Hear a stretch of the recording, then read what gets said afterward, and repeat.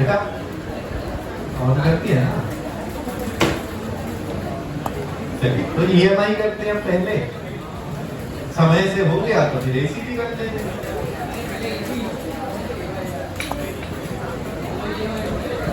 EMI, electromagnetic induction. तो बेटा ऐसा हुआ दुनिया में देखा गया बेटा, एक ऑब्जेक्ट को अगर आप काइनेटिक एनर्जी देके ऊपर फेंकते हैं तो वो पोटेंशियल एनर्जी में कन्वर्ट हो जाती है। उसी हाइट से ऑब्जेक्ट को अगर नीचे फेंकते हैं तो वो उतनी वैल्यू काइनेटिक एनर्जी आ जाती है। मतलब रिवर्सिबिलिटी हो रही थी, ऑब्जेक्ट को वेलोसिटी दी, हाइट गेन करा, उसी हाइट से छोड़ा, वेलोसिटी गेन करी, है ना, रिवर्सिबिलिटी हो रही। रे ऑप्टिक्स में भी देखा, एक शीशे में ए अगर बी को देख रहा है तो बी ए को भी देख पा रहा है। एक्स पे ऑब्जेक्ट रखा, वाई पे इमेज है तो वाई पे ऑब्जेक्ट रखने पे एक्स पे इमेज है। कई जगह रिवर्सिबिलिटी हो रही है। इससे पहले वाला चैप्टर आता है magnetic effect of electric current. Electric current से मैग्नेटिक इफेक्ट बनता है। इलेक्ट्रिक करंट से क्या बनता है? Magnetic effect. तो भैया मैग्नेटिक से भी कुछ ना कुछ इलेक्ट्रिक बना पा रहे होंगे, इसका मतलब कोशिश करेंगे। कोशिश सबसे पहले कौन कर रहा, मतलब और भी बहुत लोग कर रहे थे। फाइनल सक्सेस इनको मिली फैराडे, है ना। तो बेटा जो फैराडे एक्सपेरिमेंट कर रहे थे, अपनी लैब में एक्सपेरिमेंट कर रहे थे, बहुत दिन तक सफलता प्राप्त नहीं हुई, साल हो गए, सफलता प्राप्त नहीं हुई। एक्सपेरिमेंट क्या कर रहे थे कि कुछ ना कुछ करके अपने मैग्नेटिक इफेक्ट से करंट बनाना। पहले करंट से मैग्नेटिक इफेक्ट बन चुका था, अब मैग्नेटिक से कुछ ना कुछ करंट बनाने की कोशिश करनी है। तो इनके पास वो लैब में सेटअप में कहीं कुछ था, एमीटर था, गैल्वेनोमीटर था, मैग्नेट भी थी, वायर्स भी थी, ये सब सेटअप चल रहे हैं, है ना। फिर क्या हुआ भैया, जब सफलता प्राप्त नहीं हो पा रही होती तो क्या होती है? इरिटेशन होती है। क्या होती है? इरिटेशन होती, गुस्सा आता है। और गुस्से में फिर आसपास की चीजें उठापटक, आसपास की चीजें उठापटक। इन्होंने यही करा है, जितना वो एक्सपेरिमेंटल सेटअप बनाया हो तो पूरी लैब भर के वहां चीजें थी, उठापटक करी, हट। तो वहां पर घूम रहे थे कौन? लैब असिस्टेंट्स, उनके साथ बिल्कुल काम करवाते थे, तो लैब असिस्टेंट थे वहां पर। तो भैया उठापटक जैसी करी, इन्होंने कुछ चीजें फेंकी, एक दौड़ते हुए आए lab assistant, sir sir sir, क्या बोले? Sir sir sir. उन्होंने कहा बोलो, कह रहा सर रीडिंग आ गई है। अब वो कह रहा भैया 1-1.5 साल हो गया मुझे एक्सपेरिमेंट करते, अभी तक तो कोई रीडिंग आई नहीं, अभी तक कोई करंट आया नहीं। अब ये मजे ले रहा है, अब ये मेरे को शांत कराने की कोशिश कर रहा है। उसको और गुस्सा आया, फिर क्या करा उसने? फिर क्या करा? और गुस्सा आया तो और उठापटक करी, चीजें और फेंकी, और फेंकी तो एक और असिस्टेंट घूमता हुआ आया, दौड़ता हुआ आया। क्या बोला उसने? Sir sir sir. क्या बोला? सर सर सर, रीडिंग आ रही है। दूसरे भाई ये सारे मिलके मजे ले रहे हैं, या सही में रीडिंग आ रही है। उन्होंने कहा अब थोड़ा आराम से ट्राई करके, एक और फेंका, तीसरे को दूर से इशारा करा, बताना आ रही है। तो उसने फिर जोर से फेंका, वो भागा हुआ आया और क्या बोला? Sir sir sir, sir sir sir, reading आ रही है। उसको लगा अरे वाह अब कुछ आया। इसका मतलब गुस्से से करंट बनता है। इसका मतलब तो क्या गुस्से से बना था या उसने ये चीजें फेंकी? फिर उन्होंने देखा कि भैया अगर कोई ऐसे कॉइल है, अपन मैग्नेट ला रहे हैं ना नॉर्थ साउथ, तो जो चीजें फेंकी थी उनमें से मैग्नेट भी थी। तो जब नॉर्थ साउथ की मैग्नेट इस कॉइल के पास ला रहे हैं या इससे दूर ला रहे हैं, तो बीच में अगर आपने गैल्वेनोमीटर कनेक्ट करा हुआ है तो उस गैल्वेनोमीटर में आ जाएगी रीडिंग। इसका मतलब कोई भी कॉइल के आसपास मैग्नेट को हम आगे या पीछे मूव कराएं तो करंट बनता है। आप इस कॉइल को आगे या पीछे मूव कराएं तब भी करंट बनता है। आप इस कॉइल को घुमाएं तब भी बनता है। आप इस मैग्नेट को घुमाएं तब भी बनता है। तो इन्होंने ऑब्जर्व करा, अगर मैं इन दोनों में लिंक होने वाला मैग्नेटिक फील्ड, एक से दूसरे में जाने वाला मैग्नेटिक फील्ड, या एक से फील्ड जो जा रहा है वो दूसरे का एरिया या बीच का एंगल, ये तीनों में से कोई भी चीज बदल रहा हूं तो इसमें रीडिंग निकल के आ रही है। एक से पास होने वाला मैग्नेटिक फील्ड कितना है वहां पर एरिया कितना है जो लिंक हो रखा है कॉइल का, जिसमें से फील्ड जा रहा है, या फिर वो एंगल कितना है इनके बीच में, जिधर फील्ड है और सरफेस के बीच में एंगल, इनमें से कुछ भी बदलने पे क्या हुआ था बेटा, इसमें करंट प्रोड्यूस। तो उन्होंने फाइनल कंक्लूजन निकाला किसके बारे में, मैग्नेटिक फ्लक्स, मैग्नेटिक फ्लक्स। इन्होंने कहा भैया अगर magnetic flux linked to a coil को हम चेंज करते हैं तब एक ईएमएफ इंड्यूस होता है, वो ईएमएफ इंड्यूस हो रहा है तभी इसमें करंट निकल के आ रहा है। तो बेटा फैराडेज लॉ सबसे पहले निकल के आए, if magnetic flux linked to a coil is changing with time then an EMF is induced and the EMF induced is directly proportional to rate of change। इन्होंने केवल क्या बताया भैया, an EMF is induced। उसके बाद बाकी कुछ कार्यक्रम जो है वो लेंज लॉ में भी आएगा। तो यहाँ पर बताया गया बेटा if magnetic flux linked to a coil is changing with the time then an EMF is induced and the EMF induced is directly proportional to the rate of change of magnetic flux। किसके proportional, कितनी तेजी से आप flux को बदल रहे हैं, इसके प्रोपोर्शनल। कि कॉइल रखी, मैग्नेट धीरे धीरे ला रहे हैं तो करंट थोड़ा सा आ रहा है, तेजी से ला रहे हैं तो करंट ज्यादा आ रहा है। मैग्नेट को तेजी से घुमा दे रहे हैं तो ज्यादा करंट आ रहा है, धीरे धीरे घुमा रहे हैं तो कम करंट आ रहा है। इसका मतलब जितनी तेजी से इसमें से पास होने वाला मैग्नेटिक फ्लक्स आप चेंज करेंगे उतना ज्यादा वैल्यू ऑफ ईएमएफ इंड्यूस होगा और उतना ज्यादा वैल्यू ऑफ करंट आएगा। तो फैराडे लॉ निकल के क्या आया बेटा, आपको बता दिया है, ठीक है। अच्छा फ्लक्स क्या होता है, आप लोग इलेक्ट्रोस्टैटिक में भी पढ़ते हैं, ई डॉट एरिया। मैग्नेटिक में क्या हो जाता है बेटा, B dot area.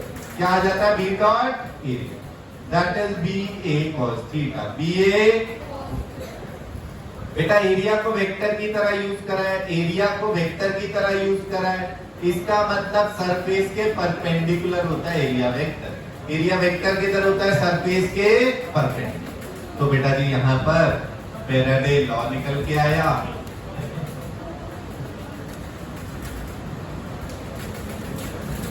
If magnetic flux, ऐसे लिख देते हैं शॉर्ट फॉर्म में, if phi b linked to a coil is changing with the time,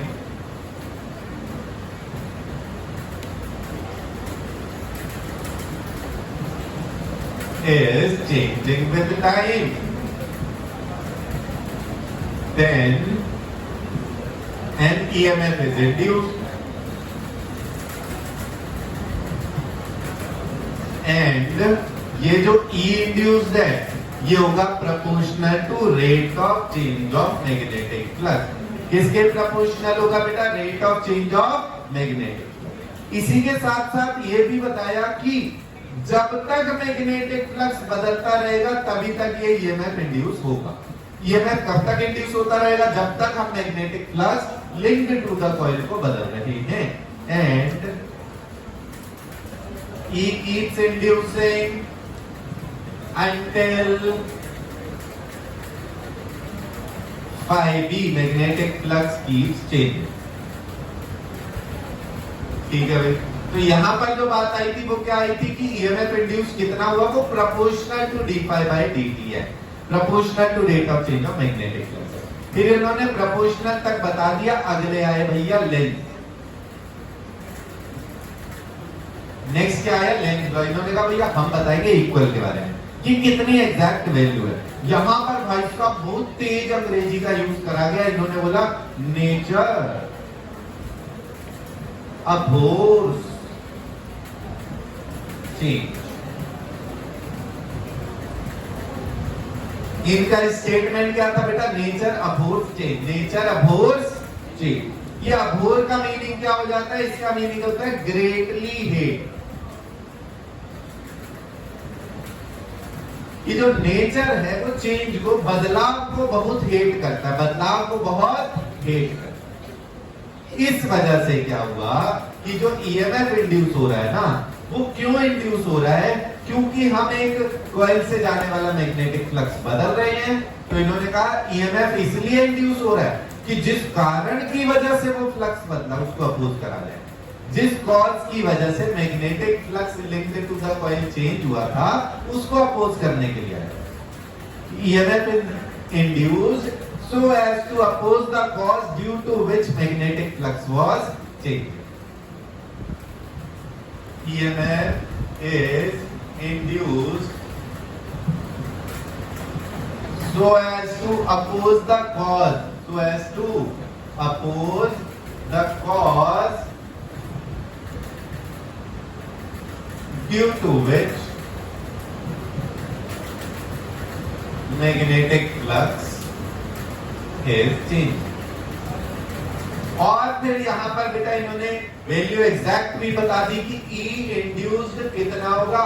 E induced होगा बेटा minus d phi by d t, phi कौन सा नेगेटिव। E इंड्यूस्ड होगा minus d phi by d t, केवल proportional नहीं है, यहां पर इक्वल है। ठीक है, फैराडे ने प्रोपोर्शनल तक की बात बताई थी, इन्होंने एक तो इक्वल की बताई और साथ में नेगेटिव भी बताया। नेगेटिव क्या बता रहा है कि उस कॉज को अपोज करना है जिसकी वजह से मैग्नेटिक फ्लक्स चेंज होगा, जिसकी वजह से मैग्नेटिक फ्लक्स चेंज होगा। क्लियर? ये आया भैया लेंथ। ठीक है, अब इसके कई सवाल बनते हैं कि इसका मतलब यार फाई इज इक्वल टू कितना है, वो अपन देख चुके हैं। फाई इज इक्वल टू है बी ए कॉस थीटा। या तो होता है सवाल में कई बार थीटा को बदल रहे, या कई बार एरिया को बदल रहे, एरिया लेंथ कितना है, या फिर कई बार फील्ड। ठीक है, इसके चलो कुछ एग्जांपल देख ले रहे हैं। ऐसा होगा बेटा, ये अगर कॉइल है, इधर नॉर्थ है और इधर साउथ, इस मैग्नेट को आगे लाया जाए। इस मैग्नेट को अगर आगे ला रहे हैं, इस मैग्नेट के आगे आने की वजह से कॉइल में से जाने वाला फ्लक्स बदलेगा, कॉइल में एंटर होने वाला फ्लक्स चेंज हो रहा है। तो यहां पर ऐसा करंट इंड्यूस होगा कि इसको अपोज करा जाए। इसको क्या करा जाए? अपोज करा। इसमें बेटा अपने मैग्नेटिक के दो रिजल्ट हम यूज कर सकते हैं।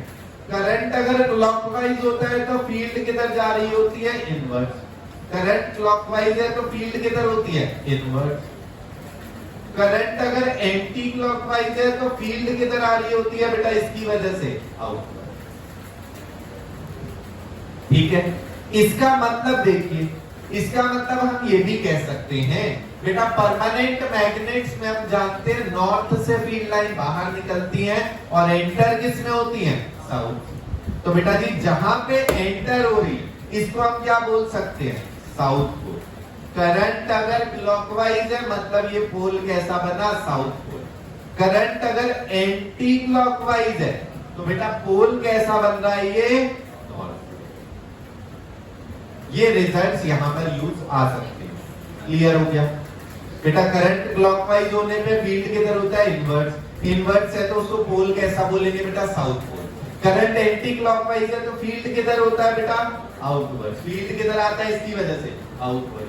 फील्ड आउटवर्ड है तो पोल को क्या बोलेंगे बेटा? कैसा पोल है ये?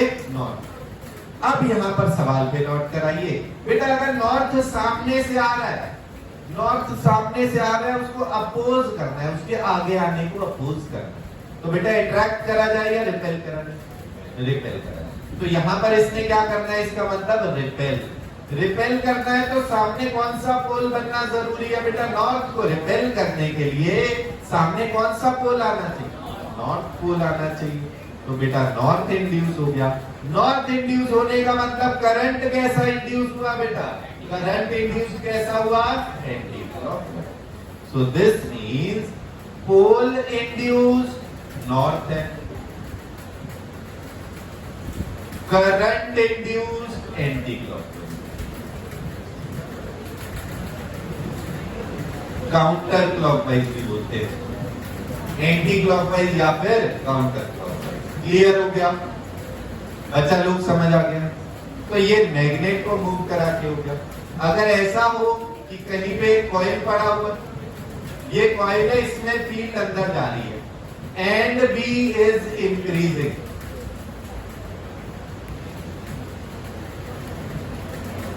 एंड फील्ड बढ़ रही है। अगर ये सेकेंड एग्जांपल है कि एक कॉइल रखी हुई है, उसके अंदर फील्ड जा रही है और जो फील्ड अंदर जा रही है वो बढ़ रही है। फील्ड अंदर जाती हुई बढ़ रही है, इसका मतलब हम कहेंगे फाई बी इधर है इनवर्स इंक्रीज हो रहा है।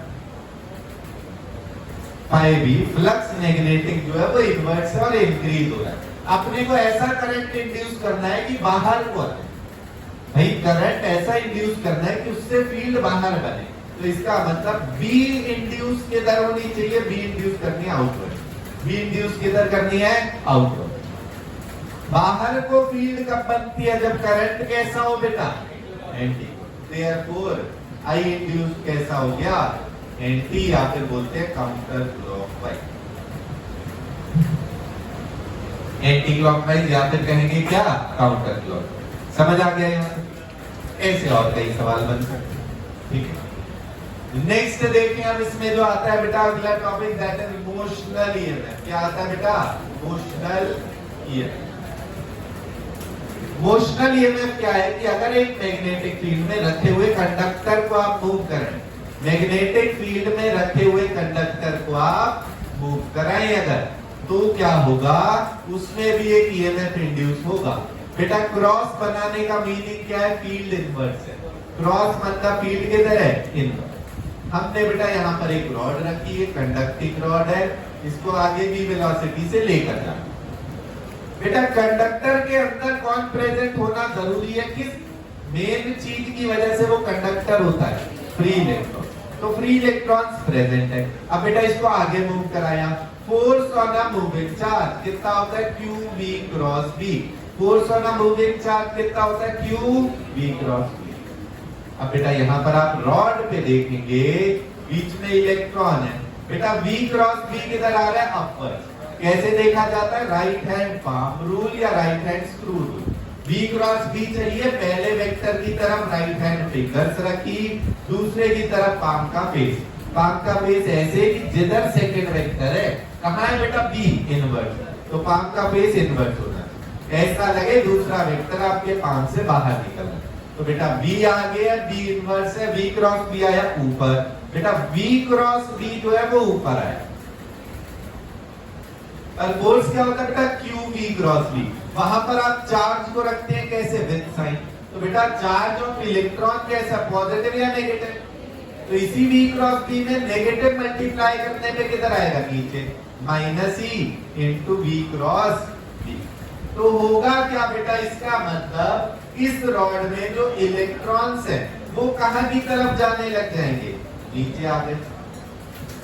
इलेक्ट्रॉन्स पे किधर फोर्स लगा बेटा, मैग्नेटिक फील्ड की वजह से डाउनवर्ड। ऊपर रिलेटिवली कौन बचा रह गया बेटा, प्रोटॉन्स पॉजिटिव चार्ज, ये आ गए इनमें चार्ज इंड्यूस हो गए। बेटा ये चार्ज इंड्यूस होने की वजह से अब देखते हैं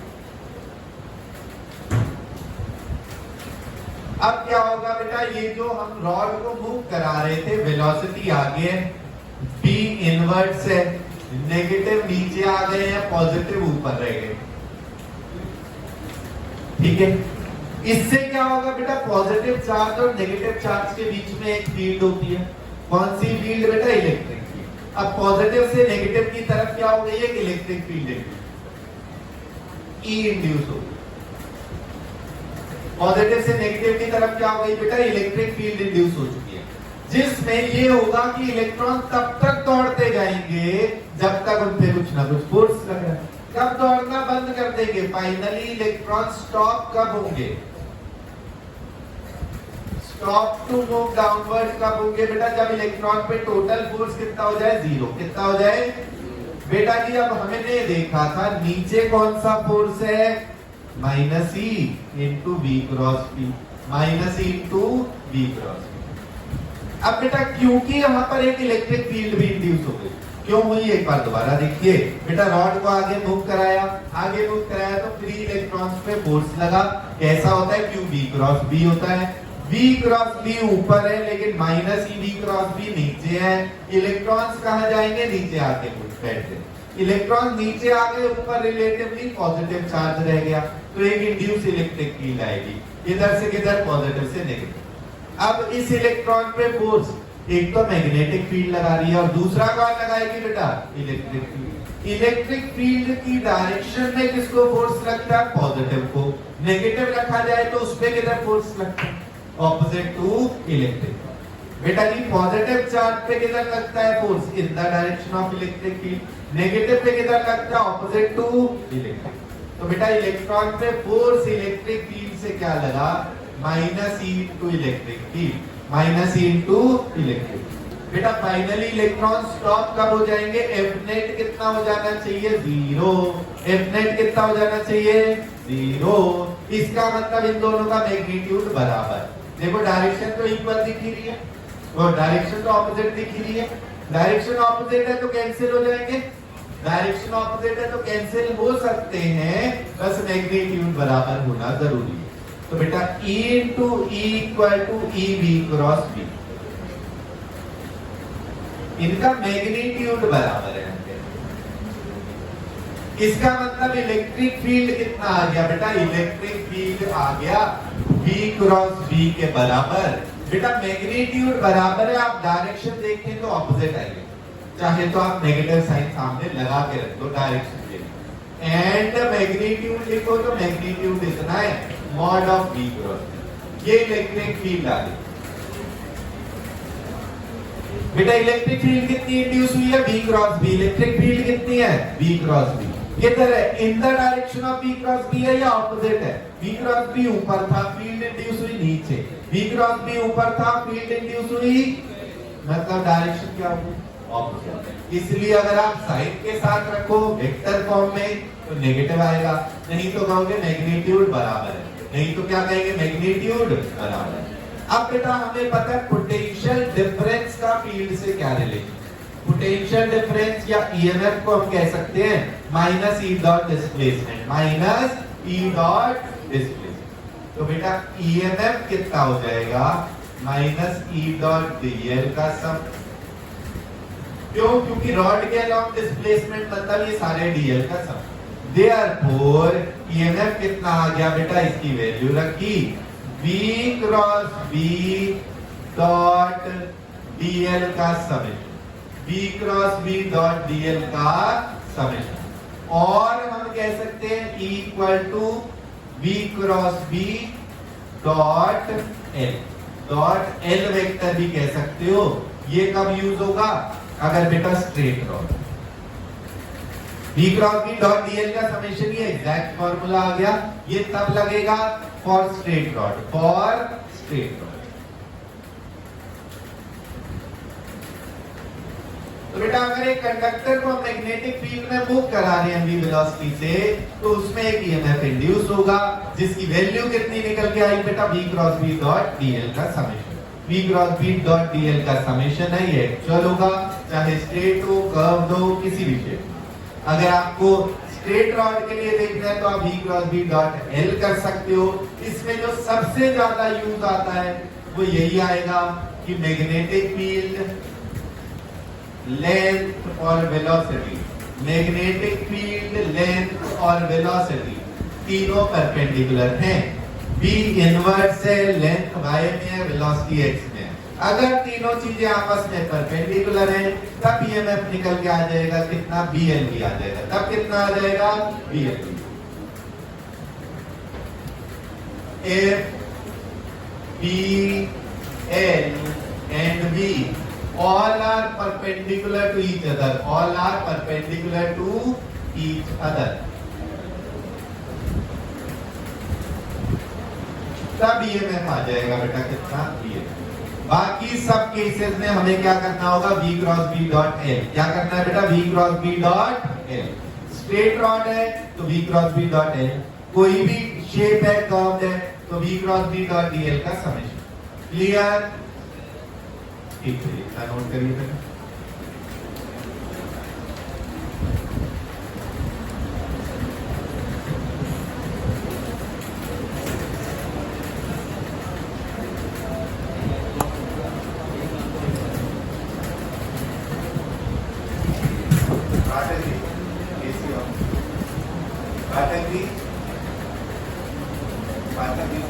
पाठक का